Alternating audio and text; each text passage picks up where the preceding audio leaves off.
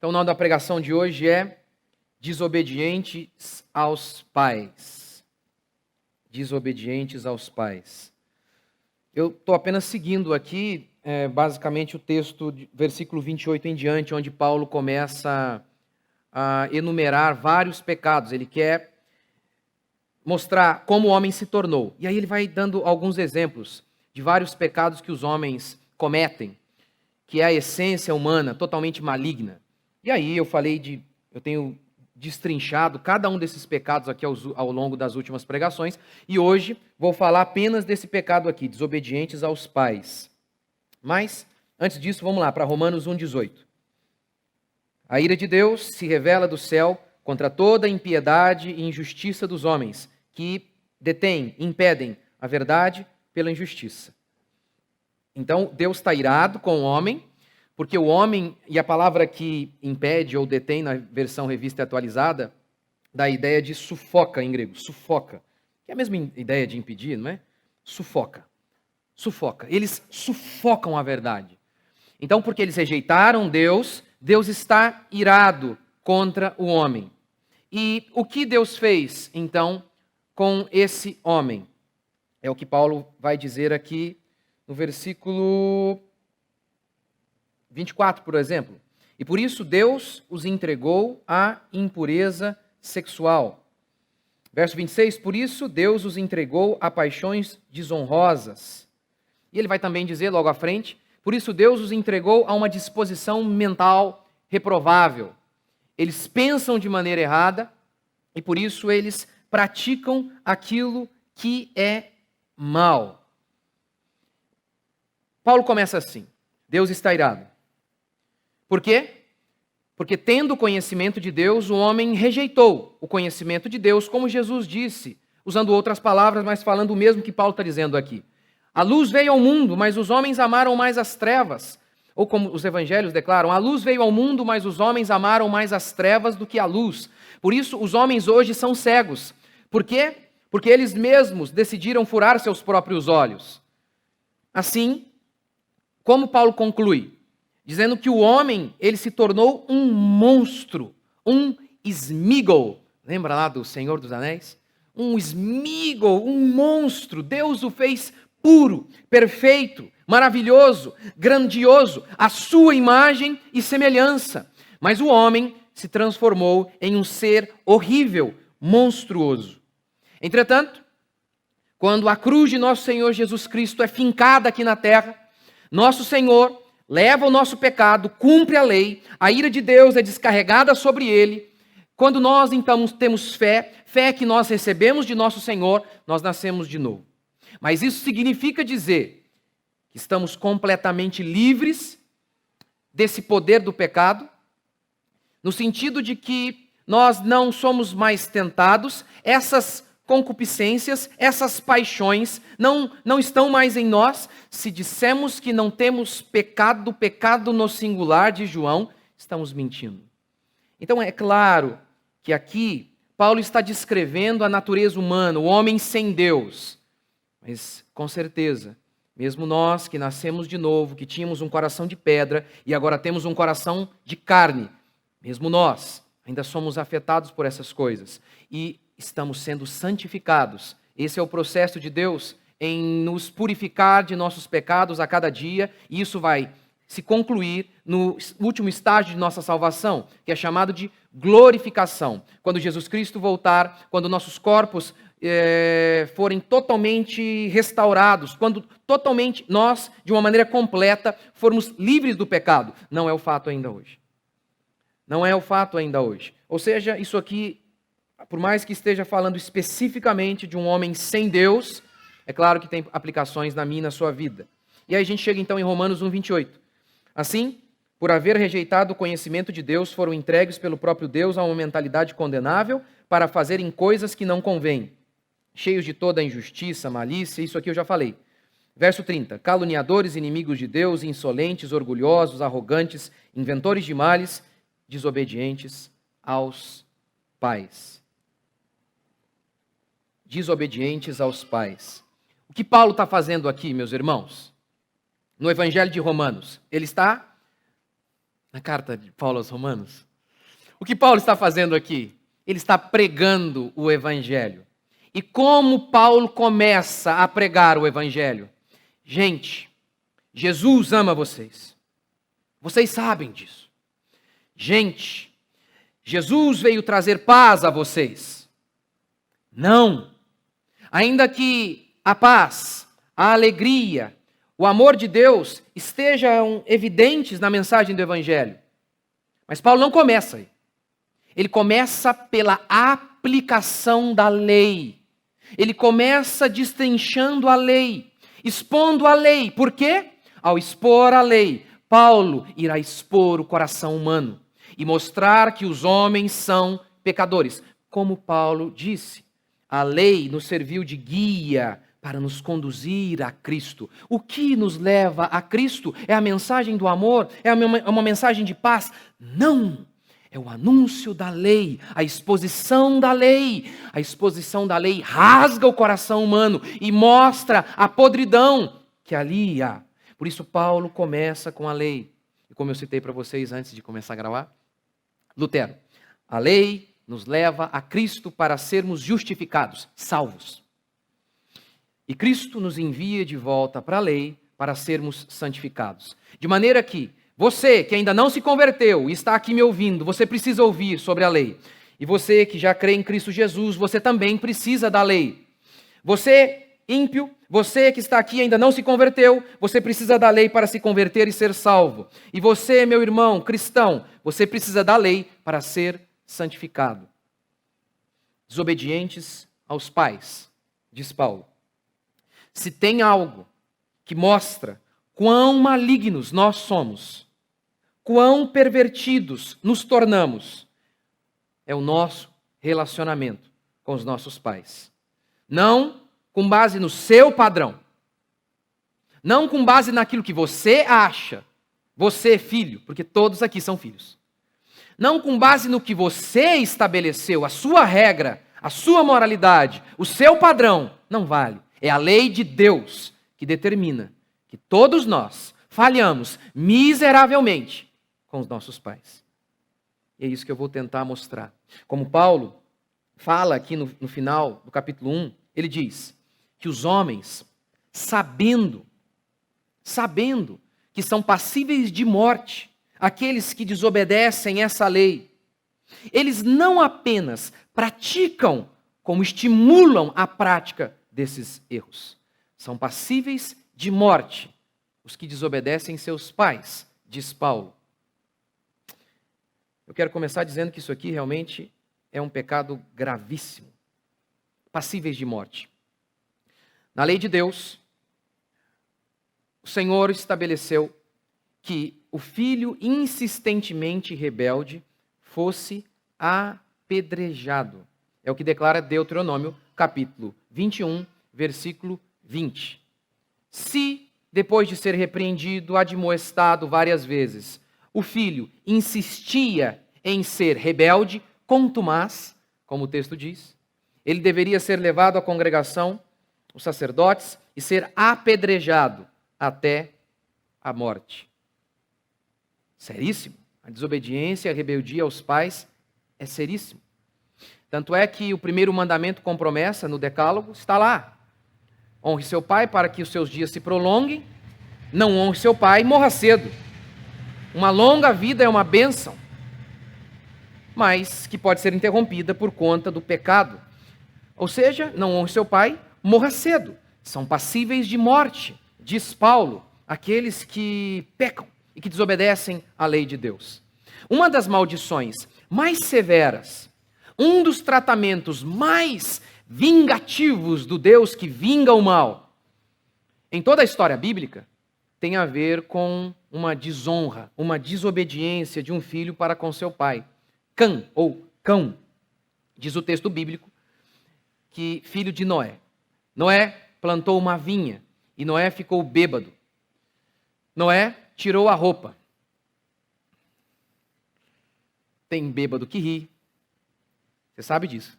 Tem bêbado que fica sorridente. Tem bêbado que fica chorão. Tem bêbado que fica valente. E tem bêbado que fica nu. Era o caso de Noé. O texto bíblico diz o seguinte. Não coloquei ali. Cã, vendo a nudez do pai, fê-lo saber fora aos seus irmãos. Só isso. O texto não diz mais nada. Cão chegou, viu seu pai nu. O texto não diz cão zombou, cão desprezou. Não, o texto não diz nada. O texto é extremamente econômico. Diz apenas o seguinte: cão foi lá e contou para os irmãos: papai está nu. Só isso. Mais nada. Só isso. Diz o texto bíblico que Sem e Jafé, os irmãos de Cão, ao ouvirem isso, eles vieram de costas com um pano e cobriram o pai, sem olhar a nudez de seu pai. Tamanha reverência. Diz o texto bíblico, então, que quando Noé fica sabendo o que Cão havia feito, ele amaldiçoa Cão, dizendo: você será escravo, escravo dos escravos. Eu realmente não sei de onde eles tiram que isso aqui é uma maldição aos africanos. Em Gênesis capítulo 9, se mostra a descendência de Cão. Cão teve um de seus filhos foi Canaã. Canaã. É esse povo, é esse homem que vai dar o nome para a atual Palestina, Canaã, os cananitas. São esses cananitas, filhos de Cão, que quando os filhos de Sem e Jafé, Israel, invadem e tomam Canaã, destroem os cananitas, como Noé havia profetizado, como Noé havia declarado. Pastor, Noé fez algo absurdo, mas Noé era um homem de Deus. Você não sabe quem é meu pai. Se não puder falar boas coisas de seu pai, então não diga nada. Mas quem aqui, já de alguma maneira, já não fez isso com seus pais? De alguma maneira, já não expôs seus pais? Quem aqui, de alguma maneira, já não contou a verdade sobre seus pais? Já não expôs as feiuras íntimas de seus pais? Que talvez, por outras fontes, ninguém saberia. Uma pessoa que não é leal aos pais, não é leal a alguém que lhe deu a vida, será leal a quem? Será leal a quem? Por isso é muito grave os pecados que cometemos contra nossos pais, não importando quem eles sejam. Sua mãe pode ser uma moça que gira a bolsinha na esquina. O mandamento existe justamente porque Deus saberia os homens seriam maus. Se os pais não fossem maus, não seria necessário se colocar mandamento. A lei se faz é para pecador, diz Paulo. Não existiria lei. Não precisaríamos se não fôssemos pecadores. A lei se faz é para pecador.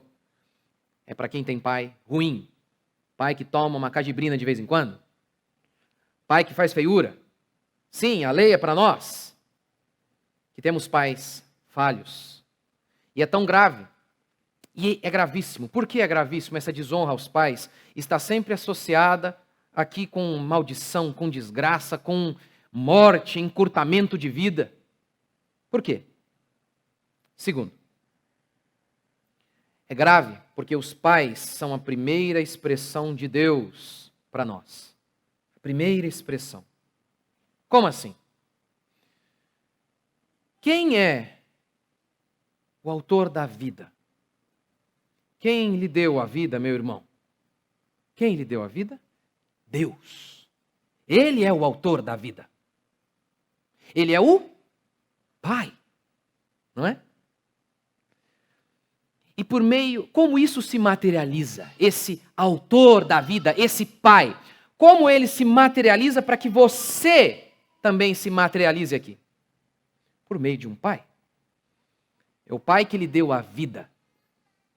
Sendo assim, não importando o que o seu pai faça, não importando o que aconteça, não tem como maldizer os nossos pais. Não é possível que a gente abra a boca para falar qualquer coisa de nossos pais. Porque se não fosse os nossos pais, nós não teríamos boca para abrir e para falar mal deles. Por isso é gravíssimo. Passíveis de morte, diz Paulo aqui em Romanos, capítulo 1. Passíveis de morte. Mas não apenas isso. É por meio dos pais que temos a noção, a primeira grande noção de certo ou errado. Certo ou errado. Os pais são esse primeiro freio moral. As pessoas ficam perguntando, né? Agora já não, porque os meus filhos estão grandes, mas... às vezes pergunto da Isabela, da Helena. Qual a primeira palavra que os seus filhos falaram? Da Helena e da Isabela eu não lembro, do Daniel eu lembro. A primeira palavra que ele falou foi não. Era tanto não, que ele ouvia. A primeira palavra que ele falou foi não. Nem papai, nem mamãe, foi não. Não. E não, e não, e não. Sim, pode ser que com um cigarro na boca, seu pai lhe disse, não fume. Ok. Isso serve para você. Não seja hipócrita de exigir algo e fazer outro. Ok. Isso serve numa palestra de autoajuda e é verdade. Olha, as palavras convencem, mas o exemplo arrasta. Isso não vai funcionar no dia que você chegar diante de Deus e falar, mas meu pai não me deu um bom exemplo. Não interessa. Não interessa. Ali já estava a lei de Deus, por meio de alguém distorcido, mas estava assim. A noção de certo ou errado. Porque amigos não repreendem. Muito raramente. Amigos não repreendem. Amigos não corrigem. Até amigos falam mal pelas costas. Mas é pai. Pai que fala na cara. É pai que diz, o que você fez é errado. Você vai ser um vagabundo se você continuar fazendo isso. É assim. É assim. Eu estava assistindo com meu filho, Rock, 1977. E aí a figura do pai do Rock lá é o treinador. Rapaz, mas o cara acabava com o Rock.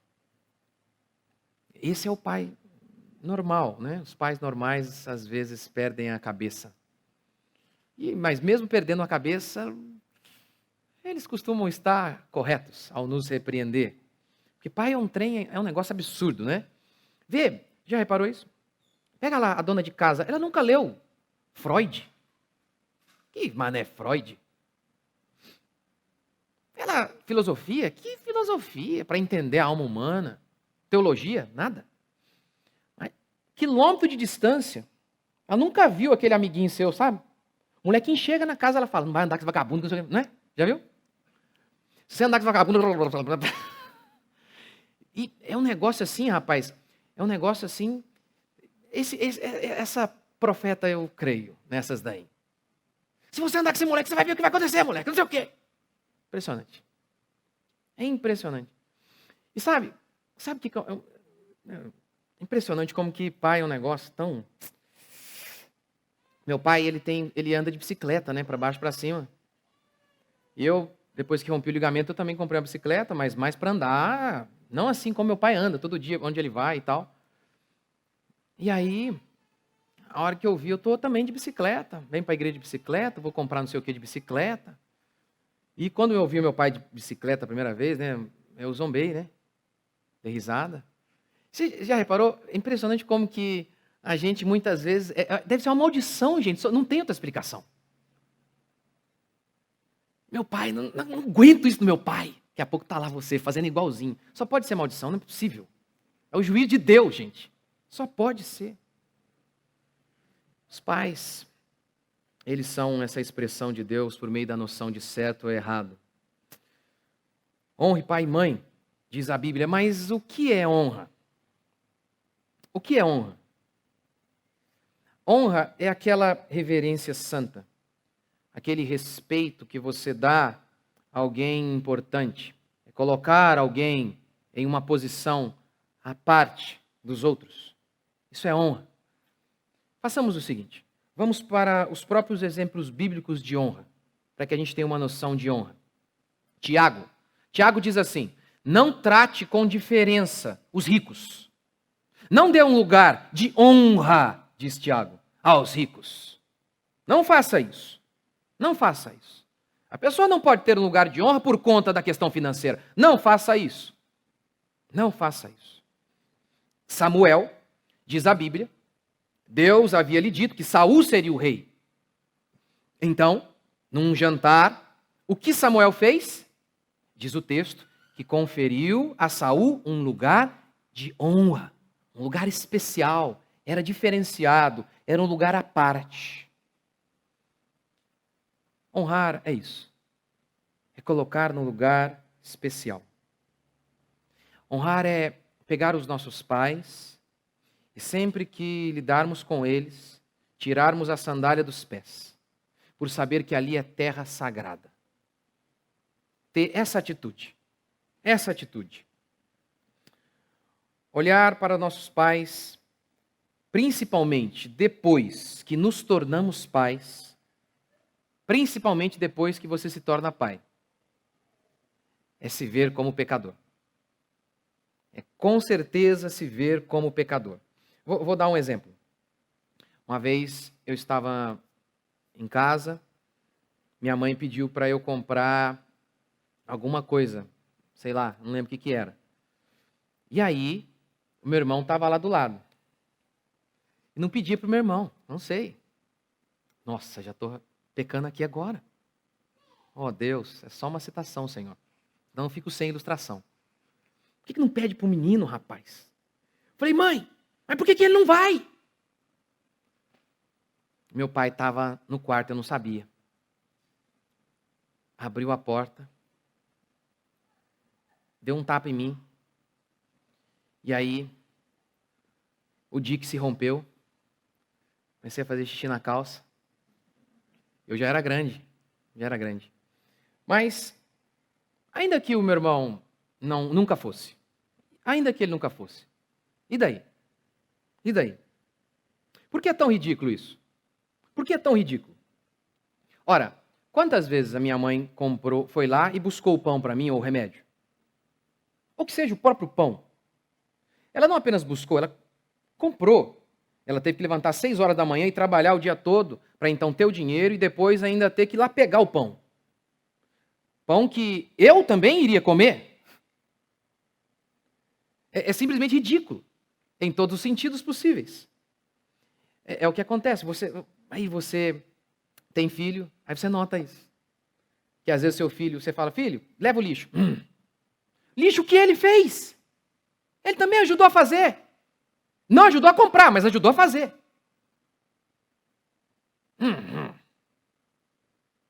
O pai levanta às 6 da manhã, trabalha o dia inteiro, aguenta cliente, patrão. Quantas vezes um pai, ele pensa no filho, quando ele passa uma humilhação no trabalho? Quantas vezes? Você tem filho, você vai saber disso. Seu filho é pequeno, você vai saber. Quando ele pensa. Não tem jeito. Quando é pai, pensa de maneira diferente. E aí o pai aguenta aquilo ali. Tudo para levar o pão para casa. Aí no dia que ele pede para o menino, menino, só faz isso. E comprar o pão. O menino, é ou não é passível de morte? É ou não é? É ou não é? Os pais, eles fazem aflorar, não por culpa deles, por culpa nossa, a preguiça, o egoísmo e tudo que há de mal, quando eles dizem não. É o que Paulo fala. A lei faz isso. Eu não saberia que sou pecador se não fosse a lei. Por meio da lei que eu sei que sou pecador. O pai é a lei. É uma lei ambulante. Não vai, não pode. E o nosso coração cheio de paixões terríveis, malignas. Uma vez eu ouvi um senhor falando o seguinte, de um de seus parentes. Olha, minha cunhada hoje, totalmente destruída. Totalmente destruída. Casamento arrebentado. Os 3 filhos.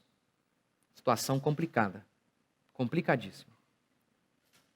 E aí ele disse o seguinte, eu lembro quando meu sogro falou para minha cunhada, esse rapaz não é para você. Esse rapaz não é para você. Esse rapaz é bonito, mas esse rapaz é um vagabundo. Não, ele não era preconceituoso, ele amava aquela menina. Ela não quis, ela quis seguir as suas paixões. Quis seguir suas paixões. Veja se não foi morte, literalmente. Filho assassinado, desgraça. Passíveis de morte, diz o texto, aqueles que desobedecem à palavra de Deus. Realmente, não honre seu pai e tenha uma vida curta. Nesse sentido, quem aqui nunca desonrou seus pais? Quem aqui nunca fez isso? Você, meu querido, que está nos visitando, que está aqui há pouco tempo e talvez você ainda não nasceu de novo. Talvez você está nos acompanhando pela rádio, pela internet. Você não se converteu ainda. Eu pergunto a você,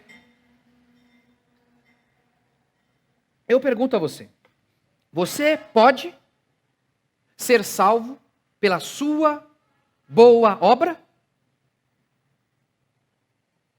A lei diz isso. Tem que obedecer à lei para ser salvo. Eu pergunto a você, você obedeceu em se tratando de honrar os seus pais? Ah, mas meu pai não é muito bom. Meu pai não sei o que lá. Vamos voltar à lei. Honre seu... Bíblia moderna. Honre seu pai, caso ele seja seu coach. Honre seu pai, caso ele tenha apenas te inspirado. Ou honre o seu pai, mesmo que de vez em quando ele tinha tomado umas cajibrinas lá, que nem Noé. Honre, ponto. Só isso. Honre. Eu pergunto sinceramente a você, que ainda não nasceu de novo, que ainda não tem certeza de sua salvação. Você pode chegar diante de Deus e dizer assim, Senhor, eu posso ser salvo porque eu sou uma boa pessoa. Com base em que você diz isso? Bom, com base em que padrão? O padrão é este aqui, a lei de Deus. Só teve um homem que honrou seus pais todos os dias. Só um homem. Lembra de Jesus? Lembra quando sua mãe o esquece na caravana? Cadê Jesus? Jesus havia ficado no templo? Você lembra o que Jesus disse a ela? A senhora não sabe que convém que eu fique aqui? Possivelmente o que ele estava dizendo é fazendo uma alusão ali a Samuel. Lembra que Samuel, bem novinho, foi levado para o templo, deixado lá? Lembra? Ele morava lá? Lembra disso? E aí você lembra como surgiram livros apócrifos falando o que Jesus fazia quando era mais novo. Jesus está lá soltando pipa. Pipa não, né? Não tinha na época. Coisas assim, né? As coisas da época lá. Morria um gatinho, Jesus ressuscitava o gatinho. Coisa desse tipo. Não, tudo apócrifo, mentira. Você lembra como Lucas resume 30 anos de vida de Jesus? Lembra? Em uma frase, em uma sentença, em tudo Jesus era submisso a Maria. Convenhamos. Você acha que você tem dificuldade de obedecer ao seu pai? Imagina Deus. Deus. Tem que dizer, sim, senhora, mãe. Quem aqui pode chegar diante de Deus e dizer, eu posso ser salvo? Ninguém. Não pode. Você não pode. É por isso que a salvação é pela fé. É quando você ergue as mãos e diz, eu sou um traste. Eu sou um pecador. O meu destino é o inferno. Salva-me. Salva-me. Tem misericórdia de mim. Eu creio. Tu foi o único que cumpriu toda a lei. Eu creio. E aí você é declarado justo pela fé. Mas você, meu irmão, que já fez isso, que já creu, você acha que você pode obedecer seus pais por si só? Não pode. Você precisa de um milagre todos os dias. Que a graça de Deus venha sobre nós e nos quebrante a cada dia, para que possamos honrar nossos pais. E aí então, geralmente dia de semana, né, nas igrejas se fazem culto da vitória, não é? Aí faz o corredor lá do milagre. Aí o pastor faz a oração forte para te abençoar, para que a bênção venha sobre você. Eu acabei de fazer o culto da bênção, gente, vocês não notaram? Está aqui o culto da bênção. A bênção de ter uma vida longa.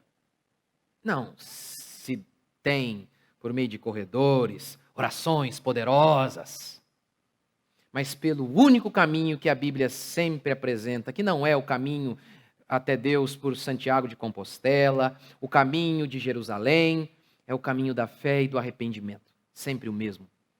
De falar, Deus, eu fiz tudo errado, tem misericórdia de mim. E aí então, Deus há de abençoar você, como abençoou Sem e Jafé, e tornou os dois poderosos na terra. Que a graça de Deus seja conosco. Vamos ficar de pé?